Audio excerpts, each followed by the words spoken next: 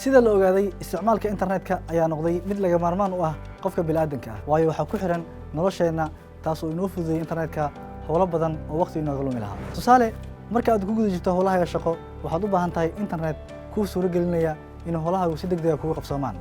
sidoo kale markaad ku sugan tahay goobaha waxbarasho waxaad u baahan tahay internet aad ku diyaarsan karto assignmentyadaada sidoo kale xilliyada aad ku jirto nasiinada waxaad u baahan tahay internet aad ku nasan karto taas oo u baahan tahay in asxaabtaada iyo eheladaada aad ula sheekaysato si maqal iyo muuqaal ah haddaba shirkadda Hormuud Telecom ee macaamiisheeda hore u keentay internet bil ah oo $20 ah haddii macaamilku ku shubtana uu isticmaali karo muddo bil ah haddaba waxaad uga shuban kartaa EVC Plus-kaaga adigoo garaacaya xidig 720 xidig 6 hal nambarka ayaad gelinaysaa xidig lacagta ayaad dooranaysaa afar gees ama haddii uu kaarku kugu jiro kaliya garaac xidig 450 xidig lambar 8 afar gees ما تسلم معامل